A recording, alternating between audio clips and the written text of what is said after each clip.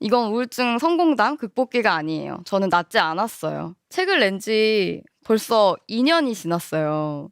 지금의 저는 어떻게 살고 있을까요? 가장 크게 달라진 건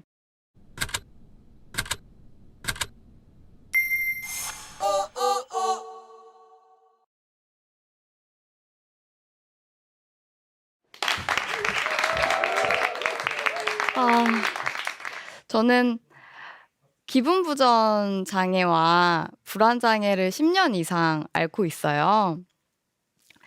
제가 세바시에 나오게 된다니 지금 너무 신기하고 떨리는데 사실 제가 여기 서 있는 이유는 하나밖에 없어요. 제 책이 베스트셀러였다는 거. 그거 하나뿐인데 책이 유명해지고 난 후에 정말 많은 질문을 받았어요. 그중에 기억나는 질문이 두 가지 있어요. 하나는 인터뷰 중이었는데 생각했던 이미지랑 달라요. 되게 밝으신데요? 그때 너무 당황해서 그럼 어떻게 지금부터 울면서 할까요? 이렇게 대답을 했었는데 또 하나는 북토크 질의응답 시간이었거든요. 근데 질문자님께서 작가님은 책으로 돈을 많이 버셨잖아요. 그러면 이제 우울증이 좀 나으셨나요? 좀 오래 고민했어요. 그리고 대답했는데 질문자님께서 다리가 부러져서 깁스를 했어요. 근데 로또에 당첨된 거예요. 그러면 부러졌던 다리가 바로 붙을까요? 이렇게 답했던 기억이 있습니다. 책을 내기 전과 후, 그러니까 베스트셀러가 되기 전과 후에 제 삶을 궁금해하시는 분들이 꽤 많아요. 가장 크게 달라진 건 부모님의 빚을 갚아줘서 그들이 항상 웃는 거. 또 하나는 저와 비슷한 사람이 세상에 이렇게 많구나라는 걸 알고서 위로와 아픔을 동시에 느낀다는 점. 마지막으로 제일 중요한 건 저만의 우울을 저만의 방법으로 다룰 수 있게 되었다는 점입니다. 저는 당연히 우울증 얘기를 할 건데요. 원고를 엄청 열심히 쓰고 완성을 딱 했는데 생각보다 글이 너무 무난한 거예요. 그러니까 나쁘진 않았는데 알맹이가 뭔가 쏙 빠진 느낌이었어요. 왜 그런가 생각해 보니까 이걸 보면서 불편하게 느낄 것 같은 부분, 사람들이. 그리고 욕먹을 것 같은 부분. 이런 거를 제가 저도 모르게 다 지우고 삭제했더라고요. 근데 저한테 질문을 하나 했어요. 야, 너는 너를 이상하게 생각할까 봐 아무한테도 말 못했던 얘기로 책까지 냈으면서 뭐가 그렇게 무서워? 그 생각을 하고 나니까 이거 아닌 것 같아 하고 글을 싹 엎었어요. 그리고 제가 삭제했던 문장들을 다시 쓰기 시작했습니다. 저는 이 자리에서 말씀드리지만 우울증을 극복한 사람이 아니에요. 이건 우울증 성공담 극복기가 아니에요. 저는 낫지 않았어요.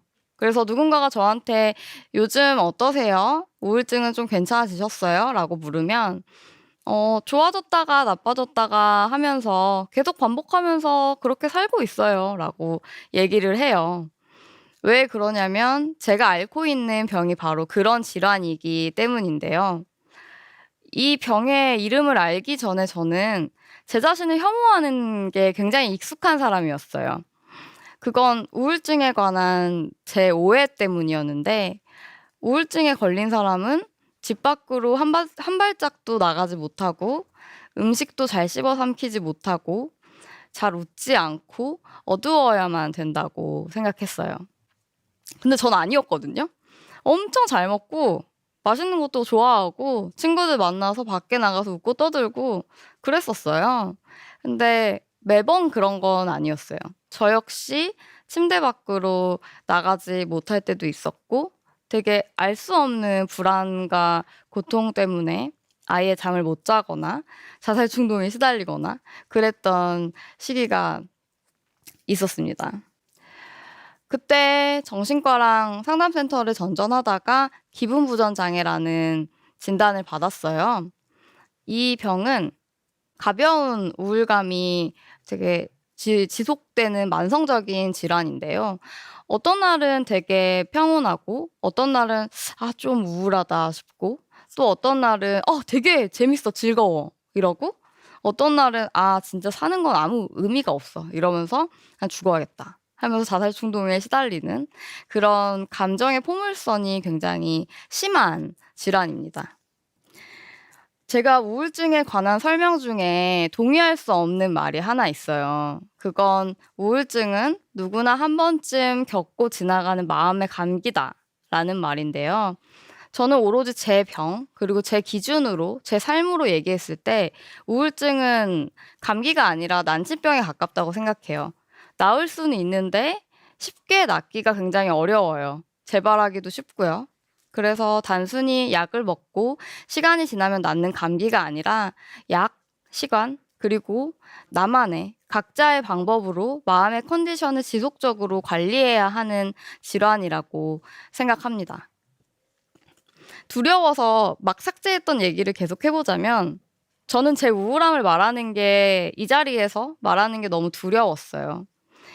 저는 우울증을 앓고 있어요 라고 말하면 사람들이 아, 또 우울증 얘기, 또 우울증 스토리? 야, 너만 우울하냐? 나도 우울해. 사람들은 다 힘들어. 이런 말을 들을까봐 되게 무서웠거든요. 제 우울함이, 제 이야기가 누군가에게는 아, 이제 그만 듣고 싶은 아니면 굳이 알고 싶지도 않은 그런 한심함과 지겨움이 되어버릴까봐 되게 두려웠어요. 근데 제 책에서 독자분들이 굉장히 좋아해 주시는 문장이 하나 있어요. "힘들 땐 내가 제일 힘든 거예요. 그건 이기적인 게 아니에요." 라는 문장이에요. 이걸 들었을 때 저는 '아, 이건 진짜 나만 아는 고통이지 누가 내 마음에 들어와서 내 마음을 꺼내서 볼 수 있는 것도 아닌데 남과 비교당할 수 있는 게 아니구나. 이기적인 게 진짜 아니네.'라고 생각했어요. 물론 내 아픔만 중요하고 타인의 아픔을 무시한다면 그건 이기적인 게 맞겠지만요. 나랑 정말 똑같아요. 내 일기장을 보는 것 같아. 이런 메시지가 있었지만 그들의 이야기는 다 다른 얼굴을 하고 있었어요. 지금 함께 보고 계신 여러분처럼 다 다른 얼굴, 다른 이야기를 하고 있었거든요. 그때 알았어요. 아, 우울증, 우울하다. 이렇게밖에 표현할 수 없는 이 단어 안에 갇혀버린 우리의 수많은 고통과 수많은 이야기들을 알게 됐습니다. 누구나 자신만 아는 고유한 우울이 있겠죠? 근데 그걸 그냥 우울증이란 단어로 고통을 단일화하고 비슷비슷한 걸로 만들어버린다면 우리는 계속해서 입을 다물게 될 거예요. 남한테 타인에게 내 고통을 이야기하지 못하고 숨기고 외면하면서 속은 계속 골마가게 될 것 같아요. 그래서 저는 우울을 지겨워하지 않아야겠다라는 생각을 했어요. 그리고 이 지겨워하거나 한심해하는 시선을 두려워하지 말아야겠다라고 생각했어요. 이제 제 우울 얘기를 해볼게요. 시간이 없으니까 짧게요. 3년 전에 저는 진짜 심한 자살 충동에 시달리고 있었어요. 살면서 느꼈던 최대치였고 구체적인 방법을 정했고 이렇게 말하면 좀 그렇지만 이제 죽기만 하면 되겠다라고 생각할 정도의 상태였는데 그런 날 배가 되게 고팠어요. 그리고 마침 친구한테 메시지가 와 있었거든요. 떡볶이 먹자고. 근데 제가 제일 좋아하는 음식이 떡볶이예요. 그래서 그냥 되게 자연스럽게 친구를 만나서 떡볶이를 먹었어요. 엄청 맛있게. 진짜 맛있었어요. 근데 그런 제가 동시에 되게 혐오스러운 거예요. "야, 너 몇 분 전에 죽기로 한 애 맞아? 죽고 싶은데 떡볶이는 맛있니? 먹고 싶어? 너 진짜 죽고 싶은 거 아니야. 너 정말 힘든 거 아니야. 그러니까 제발 유난 떨지 마." 이 경험을 그대로 반영해서 제목을 지었고 또 기분 부전 장애 진단을 받았고 한 권의 책을 만났어요. 마르탱 파주의 완벽한 하루라는 책인데요. 그 책 작가의 말에는 이런 말이 있어요. "나는 개인적으로 낙천주의가 비관주의의 반대말이라고 생각하지 않는다. 오히려 이 두 이념은 서로 공존하고 있다고 생각한다. 우리는 희극을 보면서도 비극을 보면서도 울 수도 웃을 수도 있다." 근데 저는 실제로 너무 우울해서 집에 누워서 핸드폰만 계속 보고 있다가 갑자기 웃긴 짤 같은 거 보면은 빵 터지면서 기분이 갑자기 좋아지거든요. 그리고 누구나 웃다가 울 수도 있고 울다가 웃을 수도 있잖아요. 그래서 그때 '아 감정은 공존할 수 있는 거구나. 내가 죽고 싶을 때도 떡볶이 먹을 수 있는 거고 먹고 싶을 수 있는 거구나. 이게 이상한 게 아니고 자연스러운 거구나.'라는 걸 깨닫고 마음이 되게 편안해졌었어요. 책을 낸 지 벌써 2 년이 지났어요. 지금의 저는 어떻게 살고 있을까요? 저는 기분부전장애라는 제 병을 완전히 인지하고 받아들였어요. 쉽게 낫지 않는다는 사실까지도요. 그리고 이 병을 알기 전에는 하지 못했던 다양한 시도와 노력을 했고 지금도 해 나가면서 저만의 우울증 다루는 방법을 계속 체득하면서 살아가고 있습니다. 약물과 상담 치료 외에 제가 가장 중요하게 실천하는 것들이 있는데 이걸 들으면 여러분은 '아 또 뻔한 얘기.'라고 분명히 하실 수도 있어요. 뭐냐면 햇빛 쬐기, 샤워하기, 몸 움직이기거든요. 제가 항상 되새기는 말이 하나 있어요. "우리는 당연한 걸 자주 잊고 산다." 당연하기 때문에 그냥 지나치고 외면하고 하지 않는 것들이 생각보다 되게 많거든요. 근데 저는 우울증엔 이것들이 정말 중요하다고 생각을 해요. 그리고 얼마 전에 재밌는 얘기를 하나 들었어요. "우울증은 수용성이다."라는 말을 들었는데 진짜 맞는 것 같아." 하면서 박수를 막 쳤어요. 왜냐면 너무 무기력할 때 어떻게든 침대에서 일어나서 샤워를 하면 저는 우울감이 좀 씻겨 내려가는 기분이에요. 뭐 다는 아니지만. 그리고 요즘은 이제 코로나 때문에 밖에 잘 나가지 못하니까 집을 청소하고 정리하면서 땀을 좀 흘리면 또 좀 씻겨 내려가는 기분이고 그리고 슬픈 영화나 책을 보면서 펑펑 울고 나면 또 개운해지는 느낌을 받아요. 그리고 또 하나는 감정에 이름 붙이는 연습을 합니다. 저는 오랜 우울증을 알아왔고 그래서 주된 정서가 우울감이었기 때문에 조금만 기분이 가라앉아도 '아 나 또 시작이야. 또 우울해.' 이렇게 말하는 게 습관이었던 사람이었어요. 근데 사실 어제 잠을 좀 못 자서 피곤했을 수도 있고 뭐 너무 일을 열심히 해서 지쳤을 수도 있고 배가 고파서 예민한 걸 수도 있는데 거기에 그냥 "다 우울해."라고 해 버리니까 저는 맨날 우울한 사람이 돼 버리더라고요. 그래서 이제는 질문을 해요. "너 밥 먹었어? 잠 몇 시간 잤어? 오늘 일 얼마나 했어?" 이렇게 묻고 "아 지금은 피곤한 거야. 그리고 이건 지친 거야. 이건 배고파서 예민한 거야."